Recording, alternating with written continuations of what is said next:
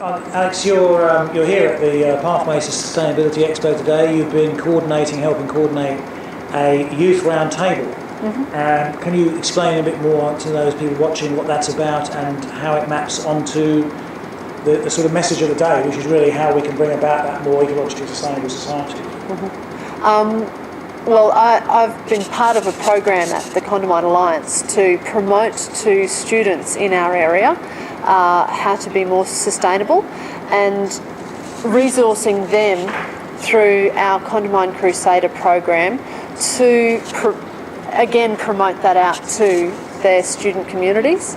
So we've been helping them to make vegetable gardens that involves the students at their school, or promote the message of recycling and waste management, do eco audits at their school, and encouraging them to involve as much as possible and inform as much as possible their school communities, so that they will hopefully adopt more sustainable habits and become more sustainable in the way that they behave and the choices that they make every day in their lifestyles. It became obvious that the students that were coming into the program wanted more information. They wanted more hands-on activities, so we've partnered up with the Queensland Youth Environment Council. They've come here today and run some activities with the students in building a project, how to design and develop a project in your school with your group.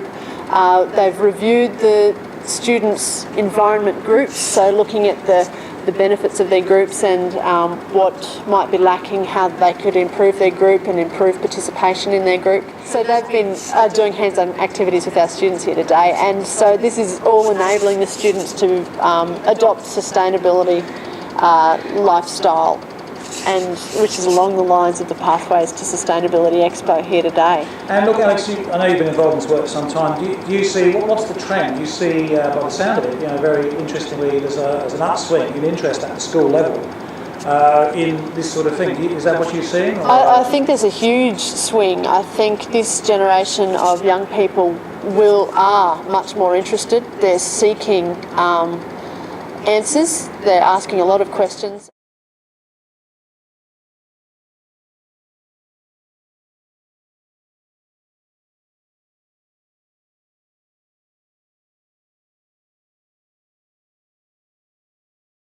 So folks, look, here we are actually at the end now of the Pathways to Sustainability Expo run by Hope today. You've been, as I understand it, you're both members of the Queensland Youth Environment Council. You've been actually working with school students. Can you tell us a bit about your work today and how that sort of ties into the wider purpose of creating an ecologically sustainable society? Certainly I can. My name's Alicia and this is Sam, and we're part of the Queensland Youth Environment Council. We currently have 15 members here in Brisbane, Toowoomba, and also regionally throughout Queensland. Today we had a unique opportunity to work with the Crusader schools, with the Condamine Alliance, and to take them through how to set up their environment group in their school. What's working for their environment groups if they've got one, or what they would like to improve, and then sharing that among the schools so that the learning experience is there for all the kids. Sam, what would you like to add? Along with talking and discussing the environmental groups, we also talk to students through an environment audit online so that they can identify key areas in which they need to work with their school in order to develop a more sustainable school. Right. What's your general sense of the interest level? I mean, you're young people and you're obviously very passionate about the environment, what you do. What's your sense of where that's at the moment in terms of the youth population generally? Do you think... Yes, certainly. I've currently finished school already some time ago, and Sam is still at school. So from my perspective, it's certainly moving in the right direction. When I was at school, we didn't have an environment group, and there was no such thing as a waste team or an energy auditor or anything of the sort. So I'm definitely seeing that movement happen in the last 2 years. Things like the Condamine Alliance having the grant available, but also school principals getting behind the students doing projects within the school and allowing funds and time to do that. It's really putting the push behind sustainability. We're really excited that we get to be engaged with youth at schools and give them the fun side of it. So not only does QYET get to look at, okay, what do you think? How are they wanting to see their future develop? We get to also look at giving them the fun experience so that that passion is in them, not just for now while they're at school, but when they go into adulthood. And that for me is what what is really important with this process, getting kids at the grassroots level to make those changes at school and take it with them. How's it at your school? Oh, at my school personally, we don't have an environmental club as yet.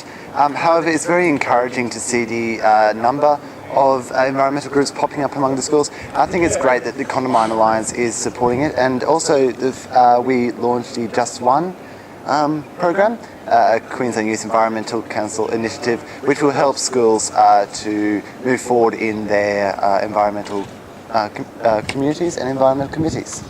Folks, thank you very much. Any last words for any young people watching this video in terms of, encouragement into working towards, a more sustainable future, or any closing, sort of messages you want to give? I guess the most exciting thing that we got out of today, out of this festival on World Environment Day, was that the schools actually want to connect together and share their experiences and create a council that can meet each semester and share that. I think building that passion, that connectivity and getting the word out there is really showing that one school and one person can really make a difference. So it's exciting for us, yeah. Thank you very much.